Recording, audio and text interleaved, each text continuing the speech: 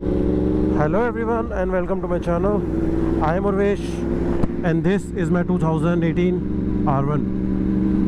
Well, most of you guys have been asking for a video on R1, so it is. Sorry for late night video, sorry for the night video. As usual सुबह time नहीं मिल पाया, ना मैं उठ पाता हूँ, Sunday rides नहीं होती हैं, so extremely sorry for that. इस बार this video is going to be not in the favor of R1 for a simple reason. कोई भी चीज़ इस दुनिया में परफेक्ट नहीं है and so is R1. तो in this video we will be talking about the negatives or the issues that I faced with R1. इस November 3rd को मुझे almost 4 years हो जाएंगे and it's a good time that I've spent with R1 and above all I've done more than 10,500 kilometers. तो पता पड़ गया bike का इनसाइड आउट क्या है क्या नहीं है. तो this is my first super bike. Those guys who have been following me on Instagram, जो नहीं कर रहे हैं कर लो भाई. एन एविड ट्रैवलर नीचे लिखा हुआ आ रहा होगा तो कर लो. वहाँ में सारे बाइक के अपडेट्स और सारी जो भी मोड्स है, जो भी मेरी स्ट्रीट ट्रिपल का, RS का और इसका जो भी होता है कार बाइक रिलेटेड सारा वो आया मेरी आईडी. तो यहाँ से पहले वहाँ पे अपडेट आ जाएंगे क्योंकि इतना यूट्यूब पे एक्टिव नहीं हूँ. सो फर्स्ट सुपर बाइक इससे पहले हार्ले चलाई थी मैंने, भाई की थी, हार्ले चलाई थी. We kept it for almost an year. But उसको मैं सुपर बाइक नहीं कहूँगा, that's like a normal bike. ठीक है, अच्छी पावर है बट इतनी भी नहीं. So this my first bike super bike. तो थोड़ा बहुत मैंने भी चीज़ें समझी कैसे क्या नहीं है. So let's start this video with point 1. There are 5 issues that I've faced so far. So starting with the first issue and that is comfort. जो भाई इस बाइक में भूल जाओ, बिल्कुल कंफर्टेबल नहीं है. टूरिंग का तो भूल जाओ. आप 10R पे फिर भी कर सकते हो. I have seen videos on YouTube जो 10R पे टूर करते हैं.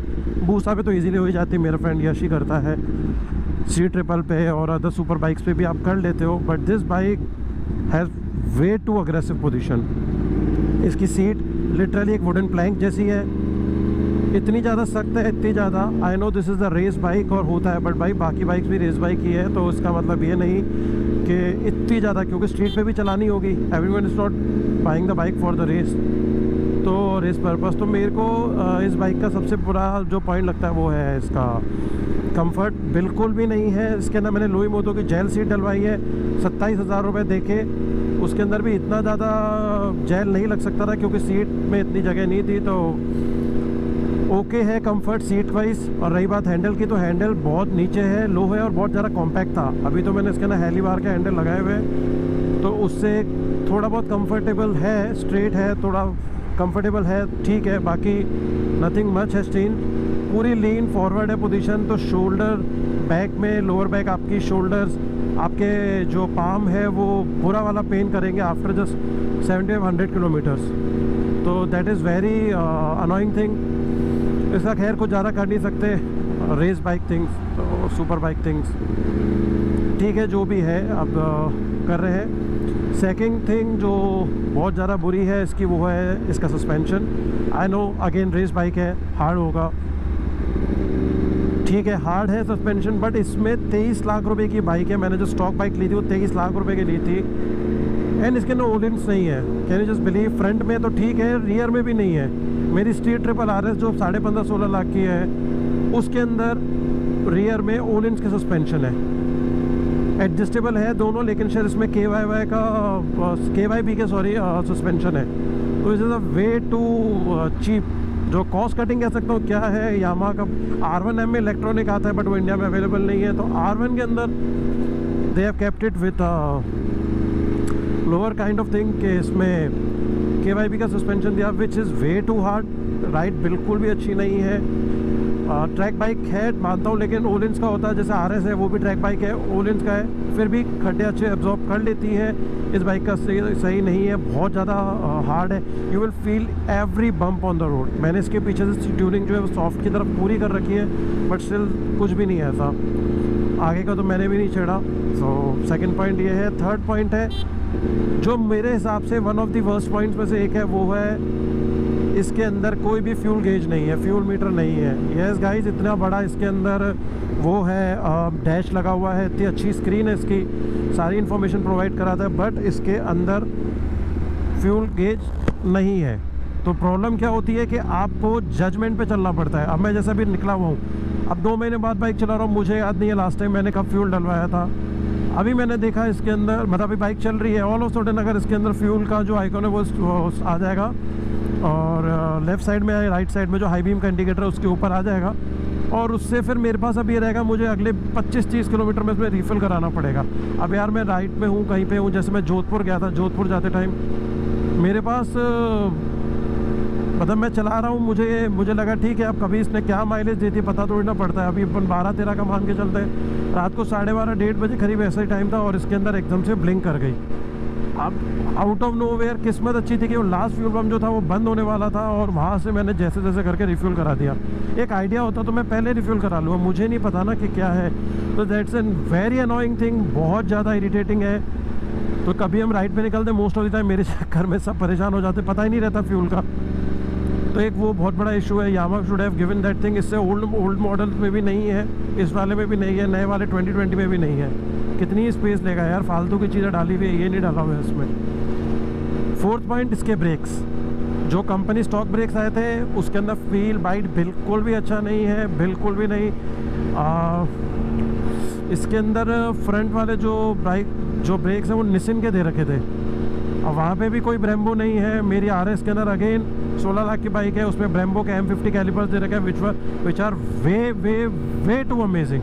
ट्रस्ट में इतने अमेजिंग उसके ब्रेक्स हैं, वन ऑफ द फाइनेस्ट इस गाड़ी में। ऐसा कुछ भी नहीं है, ब्रेक्स बिल्कुल अच्छे नहीं थे, तो I switch to Brembo's master cylinder that is RCS 19 Corsa Kota.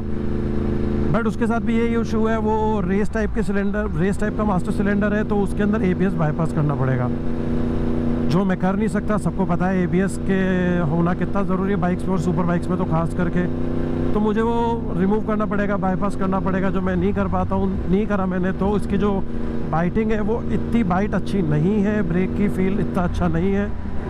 बहुत बुरा लगता है कि आप 23 लाख रुपए स्टॉक बाइक के दे रहे हो और आपको ना ब्रेम्बो मिल रहा है ना ओलिंस मिल रहा है, which are almost available in street triple डाइको मॉडल्स। तो यार ये होना ज़रूरी था, ब्रेकिंग पे तो कॉम्प्रोमाइज़ नहीं करना चाहिए था। निसिन के ब्रेक्स उन्होंने कोलैबोरेट करा उसके साथ है, तो which is in something they should be proud of. नई वाले मॉडल में भी उन्होंने अभी तक ब्रेम्बो नहीं दिया है, and every single reviewer has complained about the brakes. 5th तो सबसे तो क्या, अब इसके बारे में तो क्या ही कहूँ, ये तो मेरी किस्मत ऐसी है, जो भी है सर्विस बैकअप या आफ्टर सेल सर्विस या सर्विस नेटवर्क या सर्विस अवेलेबिलिटी या पार्ट्स अवेलेबिलिटी, कुछ भी ले लो, सब में आउट ऑफ 10 माइनस में ले लो। मैं तो 0 भी नहीं दूंगा, माइनस ले लो। First of all this is imported bike, तो ठीक है, ऐसा नहीं कि कंपनी नहीं, यामाहा बहुत सालों से है, ठीक है। यामाहा का सुपर बाइक डिवीज़न ज़्यादा टाइम नहीं रहा, उन्होंने कोई ज़्यादा बड़ी बाइक्स लॉन्च नहीं करी, बट R1 इंडिया में फिर भी 15-16 है। पुराने मॉडल्स भी ये है, लेकिन कंपनी को कोई फ़र्क नहीं पड़ता। कंपनी ने को कोई मतलब नहीं है कि किसी ने 23 लाख रुपए दिए तो उसको थोड़ी इज्जत दे दे, उसको थोड़ा सा अच्छा सा हम बिहेव कर ले। बात ये हुई थी कि बाइक लेने, मुझे इसका पता पड़ा बाइक लेने के 1.5 महीने बाद ही चलते चलते 2 बार बंद हो गई। बाइक चली थी लगभग 750-800 किलोमीटर, बाइक बंद हो गई चलते चलते। मैंने सोचा कि शायद मुझसे कोई गेयर वेयर लग गया होगा, कुछ भी ऐसे, मैंने इग्नोर करा। सेकंड टाइम बंद हो गई, मैंने चालू करा, बाइक ही चालू नहीं हुई, बैटरी डाउन थी, डेड थी। मैंने कंपनी में कॉल करा कस्टमर केयर को, तो खैर कोई पता ही नहीं है इसके बारे में।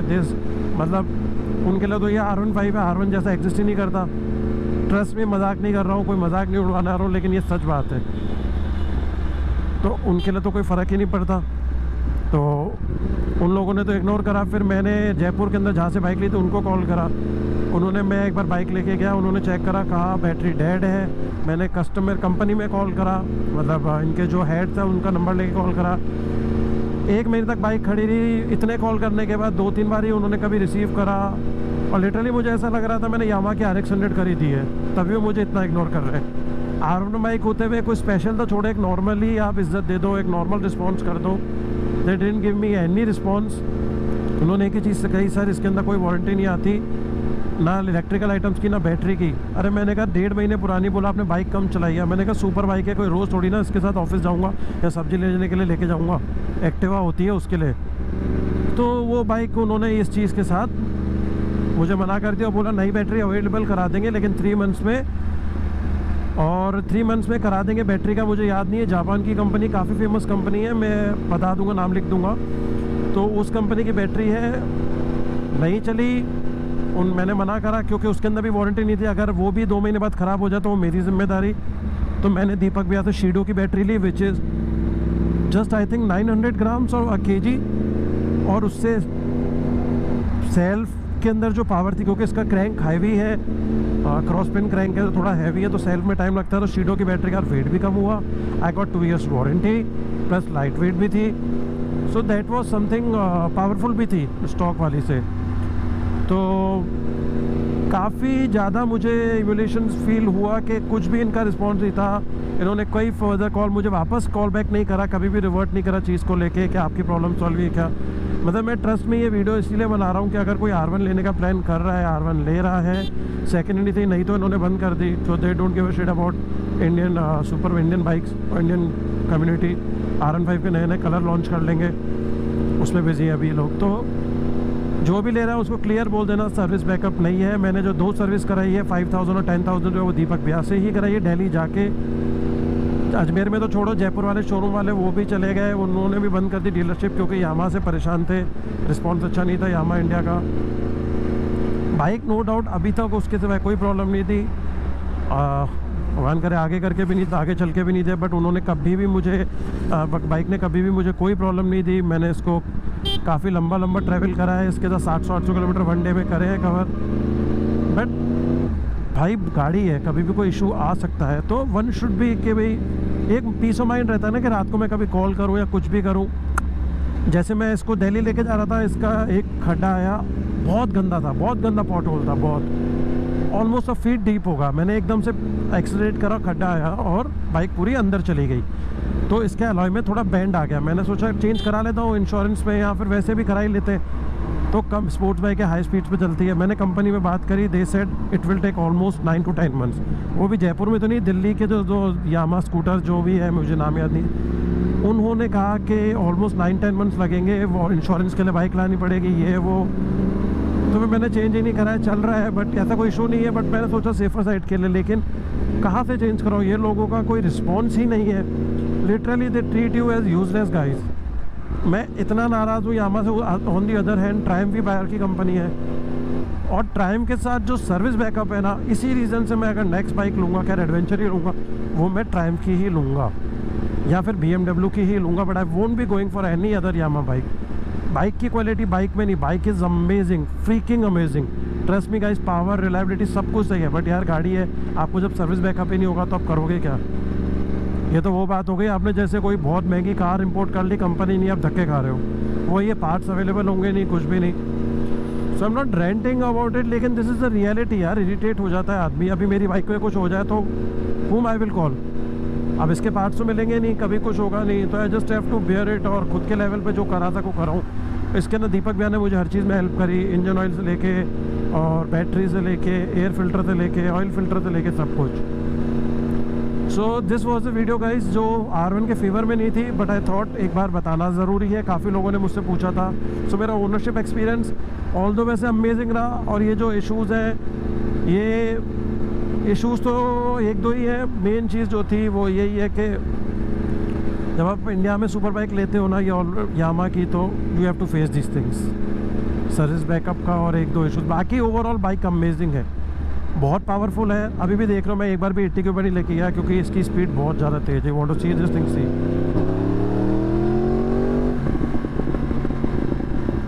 बहुत ज़्यादा। और इंजन तो इसका दी बेस्ट है। स्टार्टिंग में इसके इंजन को लेके आई वॉजंट श्योर, क्योंकि आवाज़ यूज टू नहीं है अपन, तो भूसा वाली आवाज़ सही है।